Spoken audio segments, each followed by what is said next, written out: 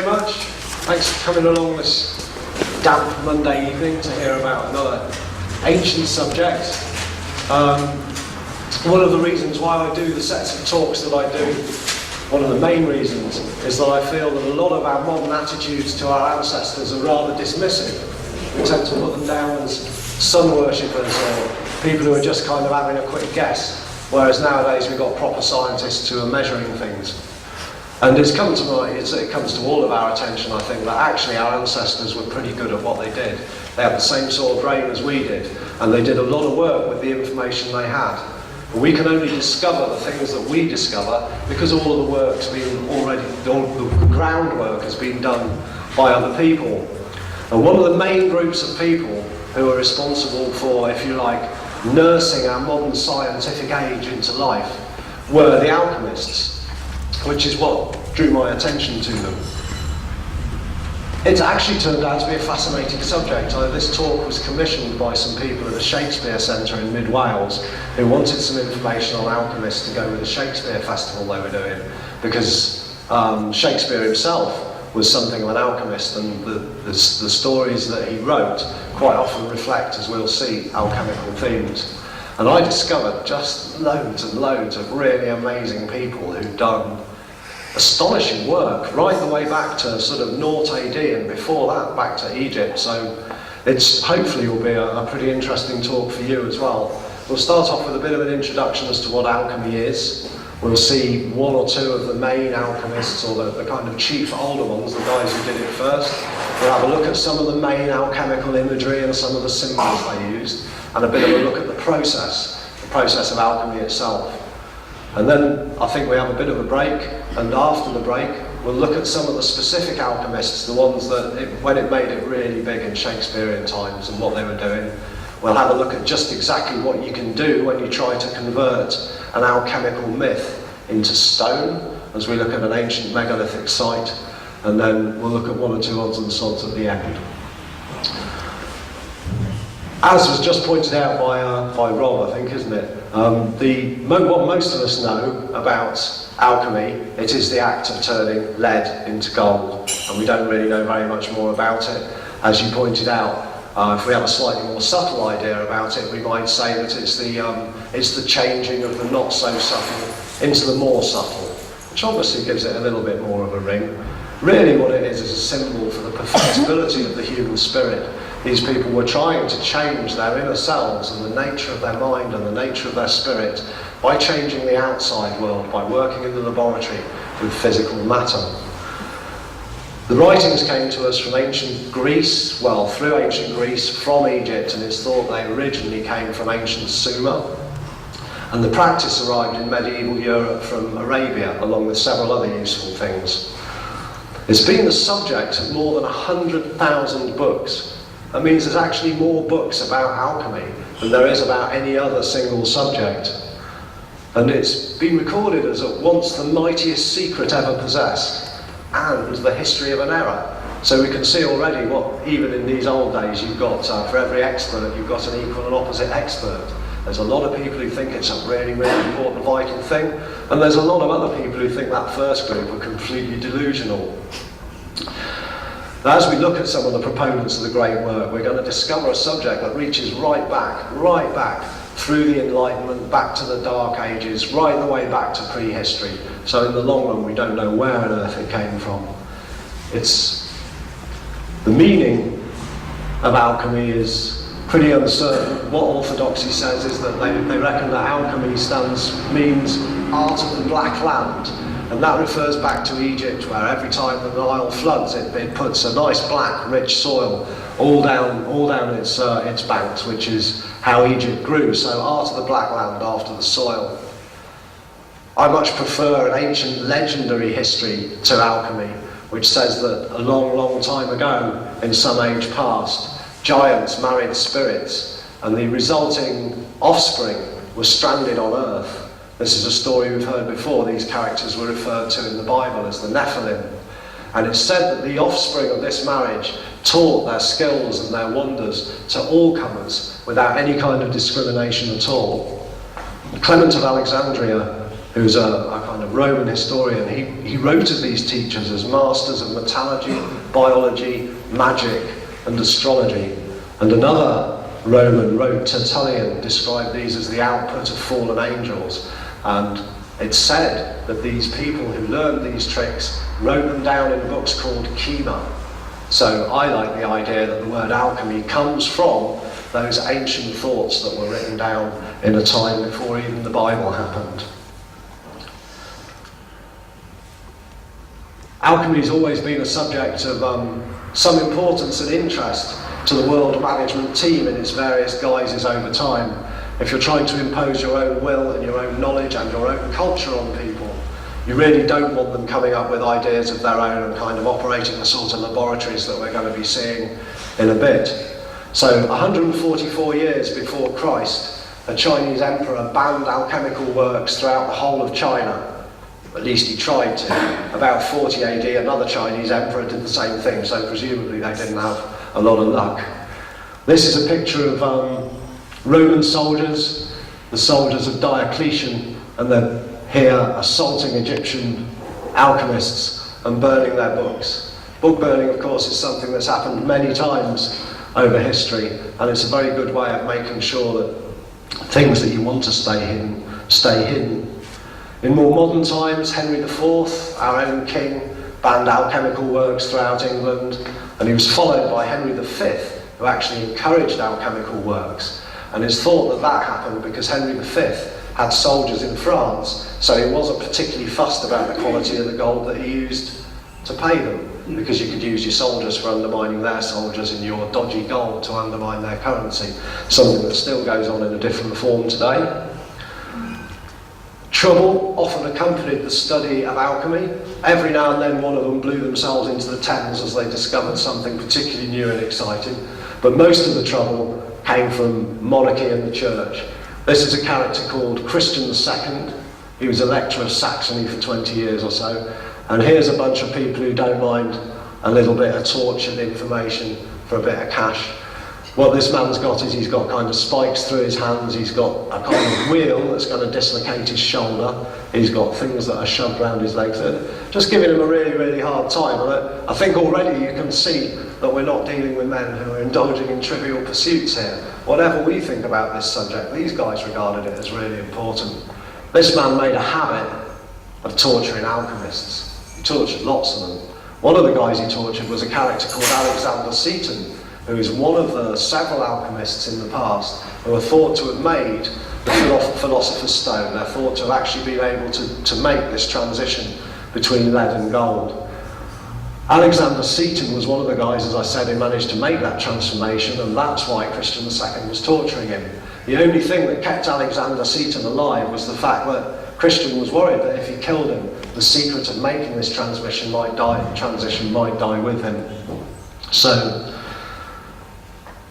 it's not for nothing, looking at this, that Albert Magus, he was a medieval alchemist working around the 1100s and 1200s, and he advised his fellow alchemists to avoid having anything to do with princes and noblemen. And as you're going to see, that was a particularly sound piece of advice, possibly not just for alchemists. The church never actually went so far as claiming that alchemy was heresy, but it was sufficiently condemned to be effectively demonised. So although it wasn't officially outlawed by the church, they didn't give alchemists a hard time, really, really hard time. Which is strange, because many of our alchemists, the main alchemists, were actually members of religious orders, because really in order to do this sort of work, you needed to be able to write, you needed to be able to have time, and the religious orders gave you that, gave you plenty of peace and quiet, plenty of time. This is a fantastic character called Roger Bacon. He was born in the late 1200s. His name's come down to us as Dr. Mirabilis. That's how we know him nowadays, and it's a name which means wonderful teacher. His ideas sort of anticipated the Renaissance and the Enlightenment. He's really our first scientist. And when we say that, up until this kind of point, we've been using a thing called the Aristotelian canon. Before we had science, our philosophers looked out into the world and they saw things, for example, like they saw 7 planets and a body with 7 holes in it. And they thought, well, there's obviously a connection between that. They watched all the planets spinning in the sky, and they realised there were patterns within patterns within patterns.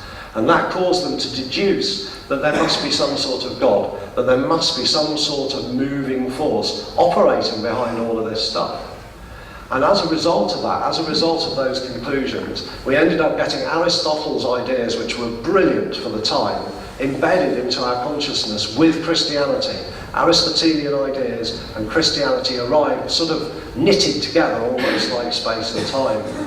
And what happened when Roger Bacon came along is he started looking at some of the conclusions that had been reached and setting up experiments and going, well, we can measure this, we can have a look, you know. And he started finding that there were differences between the results he was getting from his experiments and the results that were being revealed by Aristotelian logic. Now, because Aristotle and the church were connected, anybody who was going to start questioning the Aristotelian works was going to find themselves in trouble, and that's really what really got the alchemists into a lot of hot water. So that's the beginning of science, really, measuring something against the outside world, testing something against your own ideas and finding how it works. So he's a recognised polymath and thinker, a really amazing chap. But of course, if you're the first recognised polymath and thinker, there's a lot of people who are going to think you're just a Satanist or a sorcerer or a magician, because your new ideas look like magic to them. His name has been associated, remember, in 1300 with the invention of a microscope, a pontoon bridge and the tank.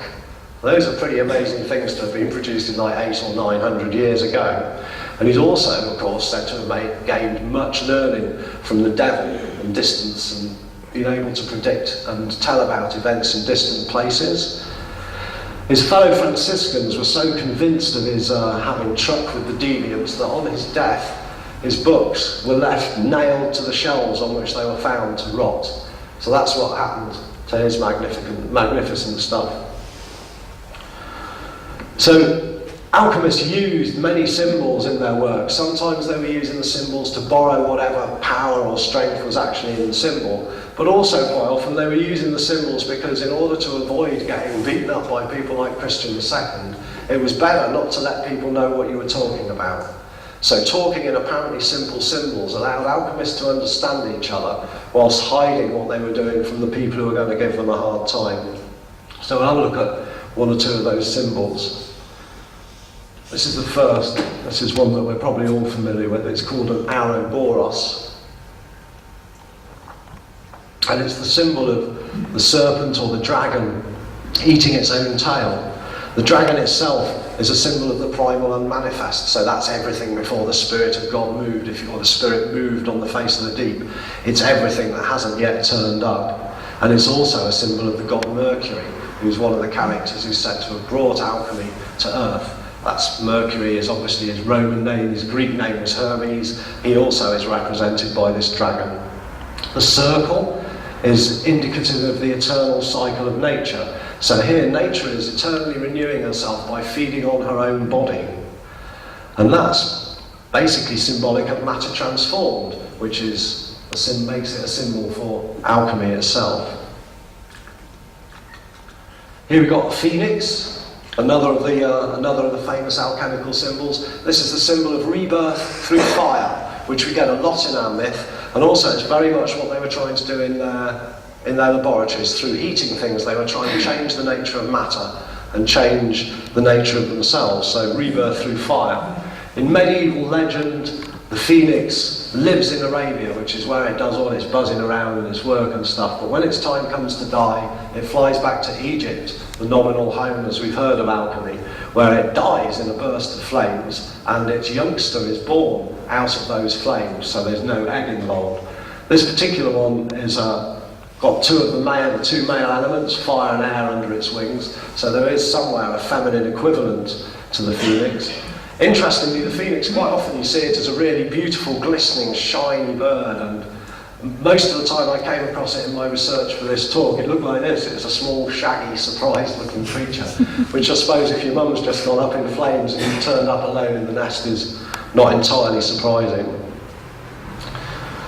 Here are two that we're more familiar with this one nowadays than this one, but it's turning itself around. This is the rod of Asclepius. It's associated with the Greek. He was a healer, Asclepius was, and he's supposed to be such a good healer that he could actually bring people back from the dead. And that's again a common theme in alchemy, and this character is also represented in Egypt and other places. It's a single snake round a staff, and it always reminds me of Aaron's staff in the Old Testament. Do you remember? It's described as a copper serpent, single serpent, and whilst it can heal and do good works, it does most of its job in spreading the plagues around Egypt. So that's what that one reminds me of. This one's an even more interesting symbol in that we're all familiar with the caduceus, I take it, in this room. There's some people that still aren't. Now originally, I use the word originally advisedly here, when this symbol first turned up in ancient Sumer, it was a symbol for buying and for selling. It wasn't actually a symbol for medicine at all, but it was through the influence of the Kabbalah and astronomy and alchemy that this slowly but surely became associated with healing. But it wasn't actually until the beginning of the 20th century that the American military assumed this as a symbol for their medical corps. Now, I've talked before in the sacred geometry talk about the misappropriation of symbols, and what we're saying here is that this ancient symbol for buying and selling actually became a symbol for health. It was associated with our health service and stuff for a while. But I think that probably these, look, there's 7 points of contact here which are supposed to represent the 7 chakras, and this is the crown chakra at the top. So it's my feeling that this was a much older symbol even before it turned up in Sumer, and that it was a symbol for health, then became a symbol for buying and selling, and then went back to a symbol for health. Strangely enough, have you noticed that we're now seeing these on the side of the ambulances and on the paramedics in uniforms rather than these? So we're moving back to a much more classical idea of healing. That's an interesting idea, but this is a symbol that's used a lot by the alchemists because it enables them to attach a lot of information to it. Here's another load. Water falling, fire rising. As some of you know, I can go on and on and on for a long, long time about triangles and about the rising and falling energies. These are really important ideas to them because every morning the earth, as the sun rises, the earth kind of reaches up to the sunshine. Mother of consciousness reaches up to the Father, mother of form reaches to the Father of consciousness as he shines down. So you've got the idea of light and matter meeting. Mercury and sulfur were very important to them. The alchemists believed that all metals arose in the belly of the earth. They kind of grew like flowers in the belly of the earth, and that they all developed as a result of some primal reaction between mercury and sulfur. It's reasonably easy to see why they chose mercury as something to play with, because they saw it as a metal that would run around on glass, kind of like quicksilver. And that's one of the things you can see why that interested them, because they had a metal that it was running, and they're really interested in the way one thing could change into another. I'm not quite sure why they chose sulfur as the other one. But again, if we look at modern ideas, we now know that in the Big Bang, when it first occurred, if it did occur, what we had to start with was more or less all hydrogen and helium. Everything had either 1 proton or 2 protons in its nucleus. Tiny little bit of beryllium, maybe a little bit of lithium if you're lucky, but that was all. And in order to get to the things that you're made of, in order to get to carbon and nitrogen and helium and oxygen, the sort of next 5, 6, 7, 8 elements in the table, helium and beryllium and the rest had to be sucked into suns, into a second generation of suns, where they were kind of all heated up. And then when that sun blows up, it throws out all of the new elements, and then they've got to be sucked into another sun. But it all starts with hydrogen and helium. It all starts with 1 and 2, and then it goes to 3, 4, and 5. So the basic idea that stuff kind of grows as a result or out in the belly of the earth is almost right, but it kind of grows in the belly of suns instead. The other thing is that the alchemists believed that the general movement was towards the shiny, if you like.